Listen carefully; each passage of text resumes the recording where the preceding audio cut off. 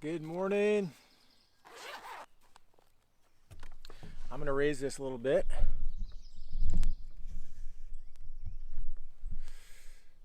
There we go. That's a little bit better. Good morning, Monday morning.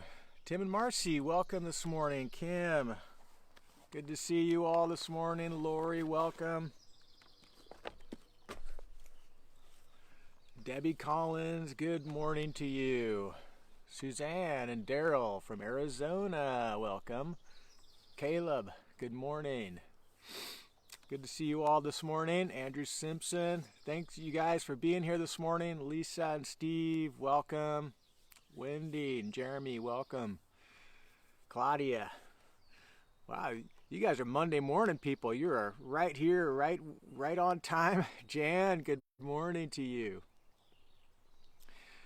Yeah, Mondays for me are good mornings. Deanne, welcome. See, now I see Mark Fine's name there, but he informed me that it's you watching. Good morning to you. So, so Mark, if you're watching too, welcome. Hey, there's my mom. Good morning. Happy birthday. Today's my mom's birthday, June 1st. Brother Matthew, welcome. Mike and Joe Stromberg, Debbie King. Wow, lots of people chiming right in here at 7 a.m. on a Monday morning. Mondays traditionally have been such a great day of the week because you have your whole week ahead of you and you just feel like you can conquer everything on a Monday. I guess some people think of Mondays as the weekend's over and it's a sad day. That's not how I view it. So, Janisa and Karen, welcome this morning. And but as of late, I had expressed this before that Mondays have been like anxiety days for me because now the week starts and there's too much to do, and I know it just and there's going to be challenges and things are going to there's going to be setbacks of how to figure out how to get stuff ready for Sunday. You know, I'm speaking specifically of all the video production stuff that we've been doing. And so, so Mondays have also been a bad day in many of these weeks. Ashley, good morning. So, but today's a good day. I mean, it feels like a Monday, and in part because we're not doing all the video production this week. We are working on a whole new challenge. We're hopefully going to be live streaming on Sunday. So we got to do a test run this Sunday, June 7th. For our live stream services so that on June 14th we can actually host an in-person worship service. Good morning, Valerie. Good to see you. Michael, too, if you're watching. So this week's going to be a little more challenging, but I feel good. I feel like, there's a lot of people working on it, and so it's not all on me, whereas the video production was a lot on me. So I'm really kind of grateful for being able to divert some of my attention this week to more personal aspects of ministry, and I'm grateful for that. So today, we're going to divert for one day. I've been wanting to do this for a while and wasn't sure the day, and I don't even know today is a great day to do it, but because the Psalms on the readings for today were so good. But I'm going to divert from the Psalms just for a moment, because I want to talk about journaling. Matthew last Wednesday talked about developing a morning rhythm and the importance of that. How we wake up and it's just kind of our routine of getting our heart ready for the day and hearing from God and opening up our heart to align itself with God and His character and His ways, and that just continue to take delight in that relationship that we can enjoy with the Creator of all things. It's this amazing experience we can have, and having a daily rhythm of how we accomplish that just helps us to make that a very regular, like breathing type of part of our life, that we are just so connected with God relationally. And there's a number of ways we do that. Prayer, Bible study, serving, being connected with other believers in the body of Christ. There's so many ways. Journaling is a daily rhythm that I utilize. I started in my 20s, and so I have just stacks and stacks and stacks of journals. And it's been kind of hit and miss over the years. Sometimes I journal every day, and sometimes I'd go weeks without journaling as I track it through the years, But it's primarily a daily practice for me. And I just want to talk about kind of what I do and how I journal a little bit and the value of it for me. And maybe that is something that would be helpful. Because someone introduced me to journaling early on and its value and kind of modeled that for me. And that's why I took it on in the first place. And it's been such a valuable tool. So I would say that, just off the top of my head, a couple of, I see that Kinsley says, "Good morning, Pastor Mark." Good morning to you, Kinsley. And Maverick as well, if you are there. Good to see you this morning. So just off the top of my head, a couple of things that I want to talk about with regard to the value of journaling. One is putting thoughts into words are so important to me. Now, someone has talked about their mind. They've said, I have an unquiet mind. And I thought, I related to that. I definitely have an unquiet mind. My mind is going so many directions all the time. It's hard for me to stay focused sometimes. Anybody relate to that? And it's happened all my life. It's been a challenge in school when I was a student to keep focused for any length of period of time. And it's just been a part of the way my brain works, I guess. And so journaling for me takes all of those thoughts, first of all, and focuses them, so that I'm not distracted. Like in my prayer life, for instance, if I'm just praying, especially, I'm better at it now, but there are times where I begin to pray, but then my mind just wanders to the right, to the left, over all of oh wait, yeah, I'm praying. Or even if I'm just reading a book. I remember in school, this happened to me all the time. I'm reading, and I get through a paragraph, I'm like, what did I just read? I have no idea. And I have to go read that paragraph over. And reading for me was such a challenge. It took me forever. So putting thoughts into words, because my mind is so active. By the way, this has been a challenge. This is a challenge relationally too, right? So if you're in a conversation with somebody and you're listening to them, if I can't make it through a paragraph reading and not have my mind wander, you could see how that would be challenging in a conversation, and especially with the same person over and over and over, like Martha, my wife. She has grown leaps and bounds in her ability to give me grace. When I ask her a question, I make fun of this all the time, but this is something that was a point of contention between us for a long time, where we'd be in this long conversation, and I'd be looking at her and realizing by her body language that she's just asked me a question. And I'm like, I have no idea what you just asked me. And or I'll ask her a question. I don't know, something like, hey, what do you think we're gonna have for dinner tonight? Let's talk about what dinner's gonna look like. And she kind of gives me that look. And I'm like, we probably just talked about that, didn't we? Yes, we were talking about that already. Oh, that was probably one of the times I wasn't listening. I'm sorry. And so we laugh about it now, but it wasn't always a laughing matter. Anyway, all these things, I'm just giving these anecdotes to let you know that I have an unquiet mind. I'm much better now, but I still, journaling for me, putting thoughts into words on paper in actual sentences, and then developing greater thoughts in actual paragraphs has helped me so much in understanding my own heart, understanding my own thoughts, digesting something that I'm learning from the Word of God, digesting the emotions that I'm feeling about a particular situation. I have to put those thoughts, which were everywhere, into words, and it creates just a deeper understanding of what God is teaching me today, right now. So putting thoughts into words keeps me focused.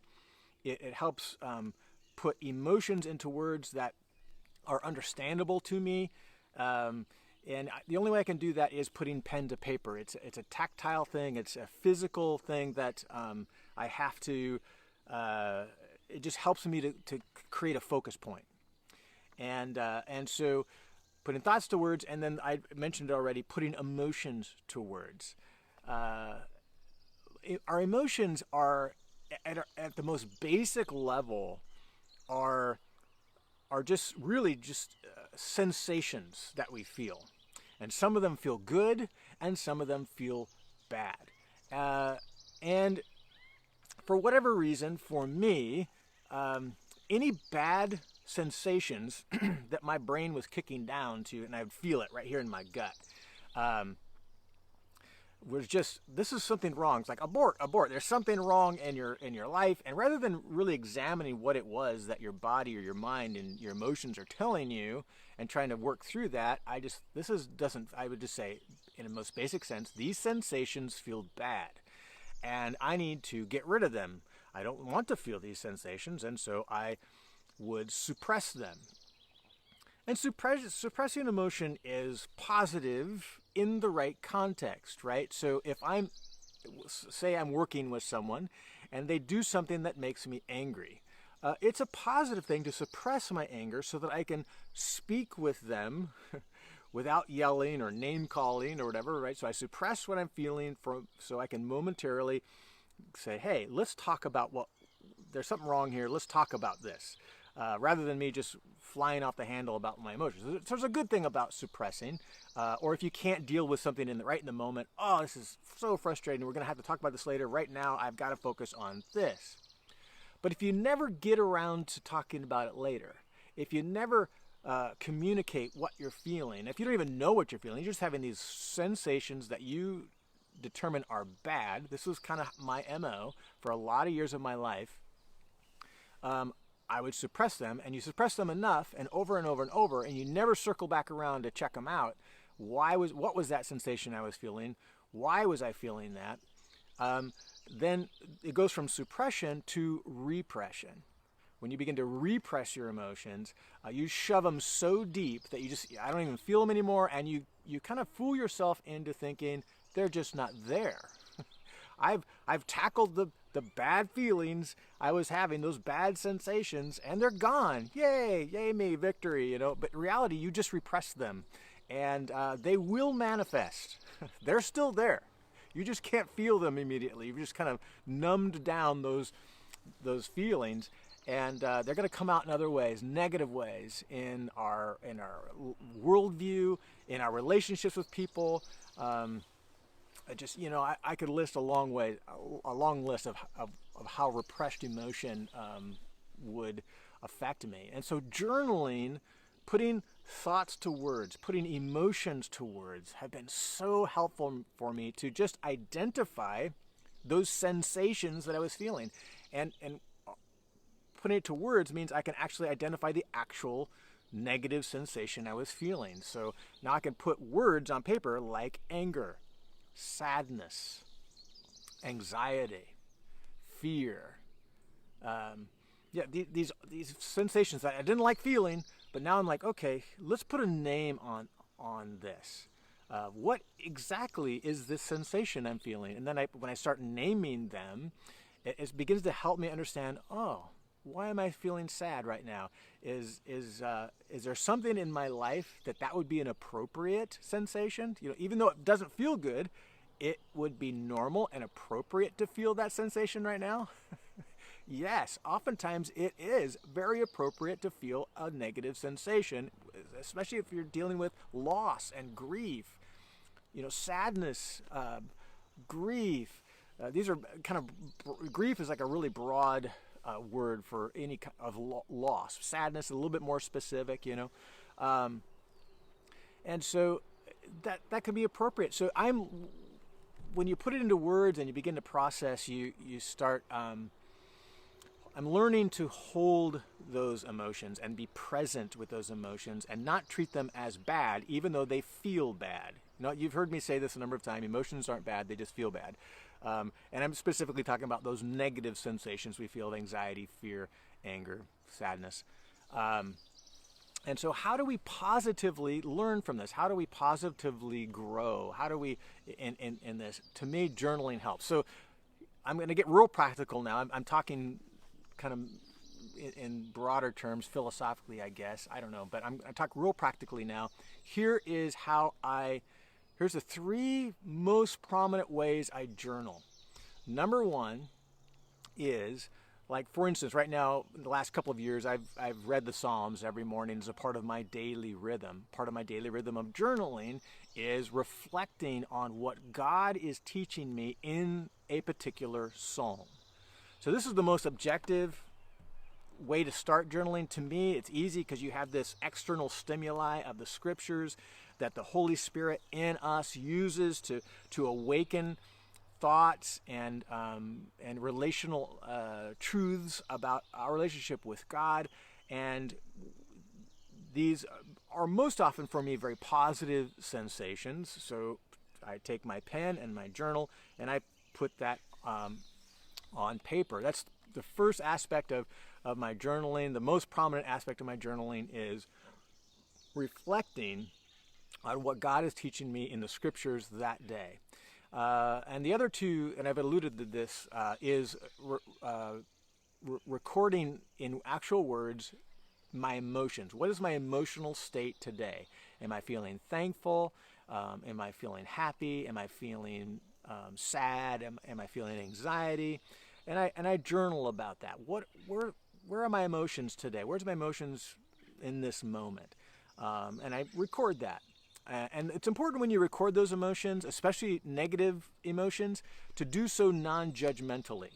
So in other words, I don't say anything like, I shouldn't be feeling this.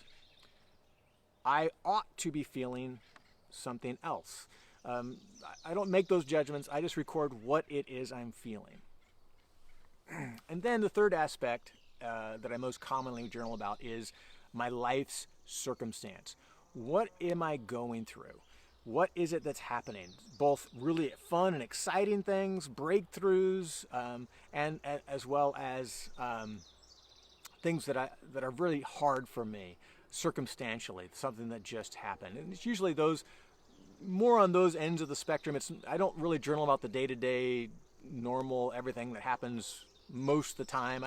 They're more significant events that I'll journal about, relational interactions or something that has happened that was more significant. So those are the 3 primary things I journal about.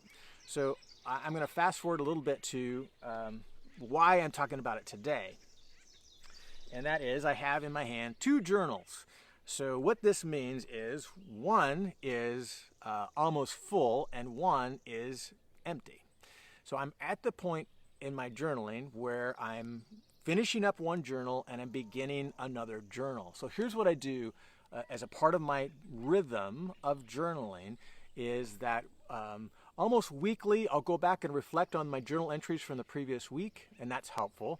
But especially when I I'm coming to an end of one journal and I'm starting another journal, I will go back and I'll take several hours or maybe a week, several hours of one day up to a week to go back and just read through the entire journal. And then in my new journal, so here's my new one, I begin to record highlights from the previous journal. So like really significant epiphanies, things that were really meaningful when God taught them to me or when I went through them. And then I look also for trends. So am I journaling about the same thing over and over and over a period of months? Do I see a topic that comes up like every week or every other week? And so that helps me also to see that there's an area of my life that God seems to really be pressing in on, whether that's an emotional area, a relational area, something that God's teaching me from the Word. It just keeps coming up over and over. So I'll record that. And so this particular journal took me about 6 months to fill, and I'm just in the final pages. I'm still writing in it. And so I have like I look back over my week. Oftentimes at the end of a week, what did I journal? To help glean from that. And then when I'm finishing a journal, I'll look back over, in this case, 6 months to see what has God been teaching me? What are the things I've learned? What are the things I've been experiencing? And when I see common themes over a long period of time, that's really helpful to me, or specific epiphanies have been really helpful to carry forward and into the new journal. I'll record that. And when I'm done with the one journal, I start the new, and that has those reflections built into the very front of the journal that kind of summarizes the previous, in this case, 6 months. And I find that to be so helpful, because sometimes I feel like growth in general is slow, right? I mean, we grow incrementally in all aspects of life. It takes time and consistent investment. And sometimes you get the sensation like, am I growing at all? And so one of the things that's been so encouraging to me is when I go back and I look, especially over 6 months, that I see, wow, I see God teaching me things. And here's the thing that I do maybe once a year, maybe that often, maybe once every other year, but I'll go back and I'll read actually journals from previous years. And I'll pour over like a stack of journals to try to catch the same thing. What is God had? Are there consistent themes? Are there ways that I'm journaling today that I wasn't journaling 3 years ago? That takes a lot more time to look through those. I don't do it as often, but it's really profitable. I'll give you one example. In 2016, I went through one of the most difficult experiences of my life. I lost a really, really good friend through. I won't go into any details, but it was traumatic for me emotionally, relationally, and it took me some years. I still think about it all the time. I grieve the loss of this friendship, and I think it was last year. Yeah, it was after I went through another traumatic experience in 2018, the loss of my brother and sister-in-law. That just sent me spiraling emotionally, and I was just journaling about it. But anyway, through that experience, I went back and I thought, how did I process this grief, this profound grief with the loss of this friendship in 2016? I went back through those journals, and I read, and I couldn't find anything about the loss of that friendship, though it was so profound to me. And it was all simply entries about what God was teaching me through the scriptures. And here's the lesson that I'm trying to communicate about this and why talking about my emotions and my circumstances have been so helpful to me in my journals. Those were two things that were absent during that time in 2016. I was so suppressive of the emotions that I was feeling. I don't know why. It was a defensive mechanism, or from years of doing it. I don't know what it was, but maybe fear that someone would read those innermost thoughts of my heart, and so I didn't write them down. And so when I went to look through those journals to talk about, to think about, God, what were you teaching me during that other profound time? Maybe I can carry that forward to what I'm going through in 2018 when I was looking back at it. How did I grieve then? How could I grieve better now? What did I learn then from how I should be would be helpful to me in grieving now? And it was absent, nothing.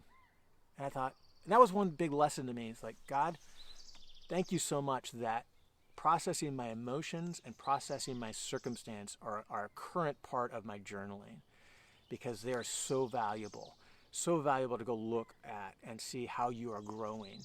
And so even though I can't benefit from my written thoughts from that period of my life, one thing I can understand is, wow, God, thank you so much for the growth in my life, that now I feel so much more emotionally aware, self-aware about what you're teaching me and how to interpret all of life. And so journaling has been a tool that has helped me grow in those areas. So that's why I'm talking about it today. It's such a valuable tool to me, and I talk about it so much in general, but I never really talk about my own process and the value that it is to me.